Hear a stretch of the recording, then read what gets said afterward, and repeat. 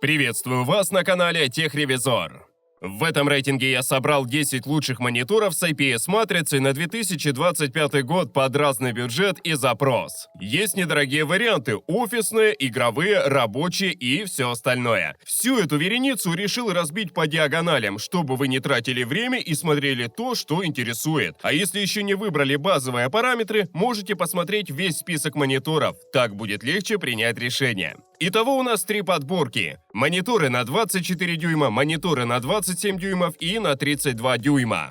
В процессе разберем, что за матрицы в них стоят, с какой частотой обновления работают, какую цветопередачу выдают, в каких плоскостях регулируется подставка и что за дополнительные функции имеются. А чтобы вы могли узнать актуальную стоимость модели из этого рейтинга, я оставлю в описании под видео ссылки на маркетплейсы. Прежде чем продолжить, подпишитесь на канал и нажмите колокольчик, чтобы не пропустить выход новых обзоров и рейтингов. Ну а теперь приступим. Начнем с диагонали 24 дюйма. Тут на третьем месте стоит бюджетный Gigabyte G24F2.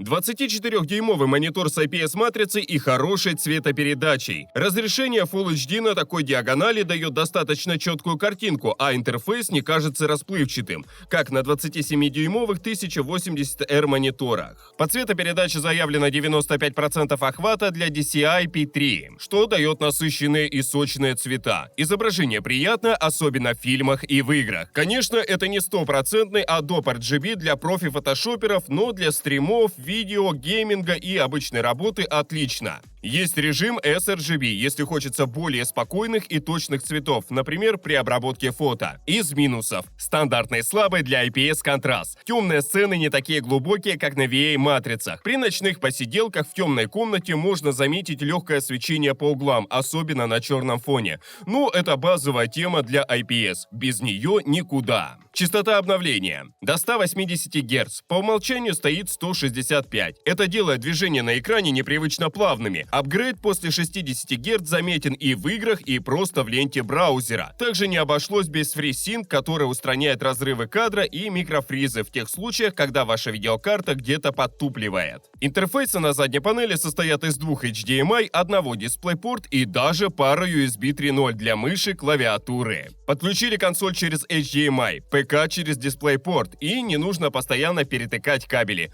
А USB-хаб точно пригодится, если системник стоит далеко. Эргономика у монитора на уровне. Подставка позволяет регулировать высоту до 13 см и наклонять экран. Ну и при желании монитор можно повесить на стену или кронштейн с помощью веса 100 на 100 мм. Второе место занимает LG UltraGear 24GS60F. У него опции чуть поменьше. Производитель сделал больше упор на качестве картинки. Тут IPS-матрица с разрешением Full HD, приличными углами обзора 178 градусов и цветопередачей на высоком уровне. Покрытие 99% sRGB плюс поддержка HDR. Цвета насыщенные, оттенки не теряются, даже если смотреть сбоку или сверху. Экран матовый, бликов почти нет. Можно спокойно работать у окна или играть при включенном свете. Вообще монитор рассчитан на динамичные игры, поэтому его максимальная частота обновления 180 Гц с быстрым откликом 1 миллисекунда. Это значит, что в шутерах, гонках и файтингах картинка будет идти плавно, без смазанных следов от движения. Даже резкие повороты камеры не превращают экран в кашу. Для плавного отображения без разрывов и рывков поддерживаются технологии AMD FreeSync и NVIDIA G-Sync Compatible. С ними монитор подстраивается под частоту кадров видеокарты, и даже если FPS прыгает, изображение остается стабильным. А функции Dynamic Action Sync и Black Stabilizer — это уже приятные игровые фишки. Первая снижает задержку ввода, вторая делает темные сцены светлее, чтобы врагов было видно даже в засаде. Интерфейсы подключения скромные, но достаточные. Один HDMI и один DisplayPort. Подставка регулируется только по наклону, по высоте экран не поднимается, но зато корпус легкий и поддерживает крепление веса. Можно повесить на кронштейн. В общем, для игр Full HD на среднем ПК и для задач каждый день этого монитора хватит с головой при небольшом бюджете. Но если ищете что-то для работы с светом, фото, графикой и подобным, присмотритесь к Dell P2423D. Лучшим с диагональю 24 дюйма стал Dell P2423D. Крепкий универсал для офиса, дизайна, работы с текстами и просто мультимедиа. Четкое изображение, точная цветопередача, отличный набор портов и одна из лучших подставок среди мониторов в этом классе. Не для геймеров, не для кинотеатра, но для работы супер. Экран четкий, детализация на высоте за счет 2К разрешения. При такой плотности вы пиксели не разглядите, если не достанете лупу. Цветопередача точная. Можно заниматься ретушью, работать с цветами и видео даже выше, чем на любительском уровне. Важная ремарка. Это не геймерский монитор. Частота обновления в 75 Гц и не супер быстрое время отклика как бы намекают. Но при этом, если включить профиль игры и фильмы, которые немного тюнит черный цвет, то темные сцены становятся более читабельными. В стрелялки киберспортивного уровня не поиграешь, но обычные сюжетные игры или фильмы смотреть очень даже. Еще один плюс. Режим Health Guard. Он снижает нагрузку на глаза, уменьшая мерцание и синий цвет. После дня в Excel или монтажа в премьере глаза не будут чувствовать себя так, как будто всю ночь смотрели TikTok. По эргономике тоже порядок. Подставка регулируется как хотите. Высота, наклон, поворот, даже переворот в портретный режим. Для крепления на стену есть веса 100 на 100 мм. Дизайн стандартный, деловский. Черный экран, серебристая ножка, матовая поверхность, которая слегка бликует. Порты на месте. DisplayPort, HDMI и 4 USB Type-A. Все периферийные штуки подключаются без проблем. Можно воткнуть и вебку, и жесткий диск, и даже клавиатуру с подсветкой. USB-хаба хватит на все. На этом мониторе заканчиваем с маленькой диагональю и переходим к 27-дюймовым моделям. Тут на 4-м месте стоит LG UltraGear 27GR75Q. Он получил 27-дюймовую IPS-панель с разрешением 2560 на 1440 и частотой 165 Гц. А это уже формула успеха для любого, кто хочет перейти с 1080R и получить сочную картинку с хорошей детализацией. Время отклика 1 миллисекунда, так что в динамике все четко, без размытия. Даже в Valorant или в CS2 задержка ввода в 4 миллисекунды не позволит промахнуться. В этом плане все как надо. Яркость 300 кандел на квадратный метр. Не рекорд, но щуриться от недостатка тоже не придется. Контрастность 1000 к 1. Типичный уровень для IPS, при котором черный цвет не абсолютный, особенно если вы смотрите фильм ночью. Из минусов. Неравномерность подсветки. В темных сценах заметно затемнение по краям, но это стандартная ситуация для IPS-мониторов такого уровня. Опять же, кому-то это будет важно, а кто-то и не заметит. Цветопередача неплохая. 99% sRGB и 85% DCI-P3. Для обычных пользователей этого более чем достаточно. Заводская точность средняя, но при калибровке может стать почти эталонной. Вопрос в другом. Будете ли вы покупать калориметр для монитора в этом бюджете? Скорее всего нет, поскольку потенциала у матрицы с запасом. Из конструктивных плюсов. Удобная подставка. Регулируется по высоте, наклону и повороту. Если захотите вертикальную ориентацию, пожалуйста. Поддержка веса тоже есть. Пригодится, чтобы повесить монитор на стену или кронштейн. Корпус аккуратный, рамки узкие. Внешне выглядит дороже, чем стоит. А вот порты скромные. Один DisplayPort и 2 HDMI. Ни USB, ни тем более USB-C. Тут уж кому как. Кто скажет ну и ладно, а кто-то будет воротить нос. Для своей цены терпимо, хотя конкуренты из этого же ценового сегмента порой предлагают чуть больше портов. А вот если ищете 27-дюймовую модель при минимальном бюджете, могу предложить посмотреть на ASC G24X. Он стоит как панель на 24 дюйма, имеет Full HD разрешение и частоту обновления 180 Гц. При этом выделилась абсолютно гибкая по регулировкам подставка, так что при минимуме денег в кармане must-have для гейминга. Третье место я отдал Dell UltraSharp U2724D. Этот монитор позиционируется как рабочая лошадка. Его фишка здесь. Новейшая IPS-матрица Black от LG с контрастностью 2000 к 1. То есть черный здесь действительно черный, а не темно-серый. И все это при стандартной яркости 300 нит и частоте 120 Гц. Редкое сочетание для WQHD. По качеству картинки без претензий. Яркости хоть отбавляй. Непривычный уровень для IPS. Покрытие 98% DCI-P3. Можно эмулировать sRGB. Хотите? Работайте в графике. Хотите? Залипайте в YouTube с натуральными тонами. Глубина цвета псевдо 10 бит, и да, это чувствуется, пока не начнешь калибровать вручную. Тогда возможны артефакты типа бандинга, особенно на градиентах. Но в целом прямо из коробки настроен как надо. Если не разбираетесь, лучше не соваться в настройку цветопередачи, она и без того точная. Из интересного. Датчики освещенности и цветовой температуры, которые автоматически подстраивают яркость и теплоту изображения. Работают как True-Tone на MacBook. Изображение мягкое, глаза не устают. Подключение на редкость богатое. HDMI 2 штуки, DisplayPort, Thunderbolt 4 с быстрой зарядкой 90 Вт, USB-A 4, а еще DP-Out для подключения нескольких мониторов. KVM Switch, PIP, PBP – все в комплекте. Колонки не встроены, но есть аудиовход и возможность приобрести внешнюю акустику от Dell. По эргономике. Классика от Dell. Регулировка по всем параметрам, включая поворот, высоту до 15 см и возможность перевернуть в портретный режим. Из минусов.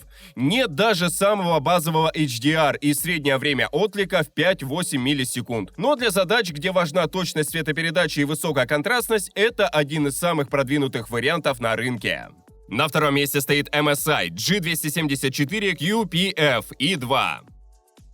Вариант попроще и подешевле, и вообще он игровой. 27 дюймов, 2К разрешение, IPS-матрица. Плотность пикселей 109 ppi. Отличный баланс между размером и четкостью, а с яркостью в 400 нит картинка читабельная даже в солнечной комнате. Матовый экран не бликует, но в полной темноте минимальной яркости может не хватать. Особенно на белом фоне. Он прям бьет по глазам. В играх FreeSync отлично справляется с разрывами. Работает и с видеокартами NVIDIA и с AMD. Можно включить режим MPRT, получить быструю матрицу, но ценой заметной потери яркости. Тут уж каждый сам решает, что важнее. Цветовой охват. 121% sRGB. Это одновременно и плюс, и спорный момент. Цвета могут показаться перенасыщенными, особенно в sRGB контенте. Но глаз быстро привыкает и возвращаться к прежнему состоянию не хочется. HDR 400 здесь есть, но это скорее маркетинг. Матрица не способна выжать из HDR максимум, так что сильно надеяться не стоит. Тем не менее, картинка сочная, углы обзора широкие, сборка монолитная, без люфтов и скрипов. Сразу чувствуется, что сделано на совесть. Регулировка подставки.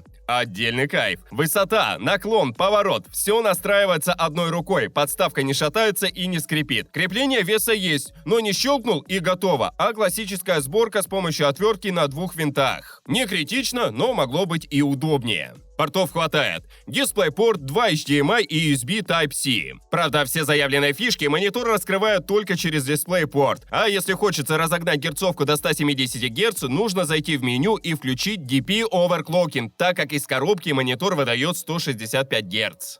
Первое место занимает Xiaomi Redmi Display G Pro. Недавняя новинка, которая за свои деньги предлагает одну из лучших картинок за свои деньги. Перед нами серьезный игрок с 27-дюймовым дисплеем, мини-LED-подсветкой на 1152 зоны и пиковой яркостью до 1178 кандел на квадратный метр. Это уже не просто монитор для танков, а штука, которая и кино HDR покажет, и Photoshop потянет без капризов. Экран 180 Гц, время отклика минимально, а цветовой охват почти как у профессионалов. sRGB и DCI-P3 покрываются запасом. Но, внимание! Стандартные цветовые профили не идеальны. Если хочется максимум, нужно немного покопаться в настройках и выбрать режим натурально. Тогда монитор раскрывает свой полный потенциал. Подставка регулируется по высоте, углу, поворотам, да еще и в портрет переворачивается. Если нужно читать лонгриды, чат, вот вертикальный режим. Все двигается плавно, ничего не скрипит и не сползает, как это бывает у конкурентов. Дизайн – отдельная песня. Задняя панель украшена кольцевой ARGB подсветкой. Не Ambilight, конечно, но выглядит эффектно. Можно выбрать пульсацию, радугу или отображение основного цвета изображения. Красиво, но скромно. В стену светит, не в глаза. Из портов все, что надо. 2 HDMI, 2 DisplayPort, без USB-хаба, конечно, но не в нем смысл этого монитора. Итого, отличный выбор для геймеров, которые не просто бегают в Apex, а еще и работают, например, с видео, цветопередачей или даже просто офисом. Если хотите OLED, но без OLED цены, G Pro будет отличной заменой. Ну а если в меню ручками поработать, монитор не уступит даже полупрофессиональным решениям. Вот на таком мониторе можно перейти к 32-дюймовой подборке. Тут нас встречает LG 32UN 650. Универсальный вариант с хорошей цветопередачей и базовой поддержкой HDR. Подходит для творческой работы, фильмов и даже умеренного гейминга. Если нужен 4К без переплат и с минимум компромиссов, это он. Монитор с 32-дюймовой IPS-матрицей и разрешением 3840 на 2160. Это уже серьезно. Не какой-нибудь там Full HD и не 2К, а полноценная 4К панель с хорошей цветопередачей и частотой обновления 60 Гц. Яркость у него заявлена в 350 нит, что немного не дотягивает до официального стандарта HDR 400. Но в реальности большинству этого хватает, особенно если не сидеть напротив окна в полдень. К тому же есть заводская калибровка, хоть и формальная. Без конкретных цифр, просто сдал, не сдал. Но если вручную включить ограничение sRGB и прогнать через калибратор, то получаем шикарные показатели. Дельта И в среднем 0.25, практически эталон. Это уже уровень полупрофессионального монитора, только по более приятной цене. Геймеры, не расходитесь. Монитор хоть и не игровой в прямом смысле, но AMD FreeSync, Dynamic Action Sync и Black Stabilizer делают свое дело. Картинка плавная, задержка небольшая, темные углы под контролем. В экшенах это реально помогает, особенно если вы не киберспортсмен, а просто хотите играть комфортно. Подключение норм, но не максимум. Есть 2 HDMI и DisplayPort. В плане конкуренции и эргономики все более-менее. Подставка простенькая из обычного пластика и не позволяет повернуть монитор в портрет. Есть регулировка по высоте и наклон, ну и веса крепления 100 на 100. Пригодится, если захочется повесить монитор на кронштейн. На второе место топа я поставил Asus VA32UQSB. Еще один более-менее недорогой монитор среднего ценового сегмента. Хороший универсал с 4К, неплохой цветопередачей, богатым набором портов и отличной эргономикой. Подойдет для работы с текстами, кодом, для просмотра фильмов, фоток и даже легкого гейминга. Он построен на 32-дюймовой IPS-матрице с 4К разрешением и углами обзора 178 градусов. Сразу спорный момент. Ограничение частоты обновления в 60 Гц. Больше монитор не поддерживает. Для рабочих задач не обязательно иметь больше, но для кого-то это принципиальный момент, поэтому имейте в виду. Картинка получается насыщенной и с хорошим запасом яркости. Статическая контрастность 1000 к 1, а типичная яркость 350 кандел на квадратный метр. Цветопередача на достаточном уровне, чтобы джуниор или middle специалист смог заниматься работой с цветами, видео и графикой. Поддержка HDR здесь есть, но с оговоркой. Без сертификации дисплей HDR и с тем же уровнем яркости. HDR скорее для галочки, чем для настоящего вау-эффекта. Глубина цвета 10 бит. Скорее всего, с технологией FRC. Производитель не уточняет, но визуально градиенты выглядят достойно. Из полезного. Наличие USB-хаба на 2 порта USB 3.2 Gen 1. Плюсом HDMI 2 штуки и 1 DisplayPort. Все это делает монитор достаточно гибким в плане подключения. Встроенные динамики только слабоваты. Всего по 1,2 Вт. Звук идет, но без энтузиазма. Скорее на случай, если забыли наушники. Эргономика у Asus вышла на высоте. Подставка поворачивается, наклоняется, регулируется по высоте и становится в портретный режим. Плюс поддержка крепления веса 100 на 100 мм. Для 32-дюймового монитора за такую цену опции прям с головой насыпали. Ну и первое место рейтинга занял LG UltraGear 32GR93U. Этот монитор подороже, посерьезнее. Монитор явно с геймерским уклоном. 32 дюйма, 4К, IPS-панель с частотой 144 Гц и временем отклика 1 миллисекунда. Все это завернуто в дизайн серии UltraGear. Строго черно с подсветкой Hexagon Lighting для атмосферы. Матрица сочная, покрытие 98% DCI-P3 и 100% sRGB радует глаз и в играх, и в фильмах. Без калибровки цвета могут чуть заваливаться, но большинству геймеров хватит настройки из коробки. Хотите точности уровня кинопрофи, потребуется колориметр. Контрастность доходит до 1150 к 1, яркость до 445 нит в HDR. Да, это не OLED, но картинка резкая, цвета живые, а равномерность подсветки не подводит. Играть – одно удовольствие. Поддерживается FreeSync и G-Sync, HDMI 2.1 для подключения PS5 и Xbox с частотой 120 Гц, DisplayPort для ПК, Input Lag всего 4 миллисекунды. Размытие минимально, особенно на стандартных настройках.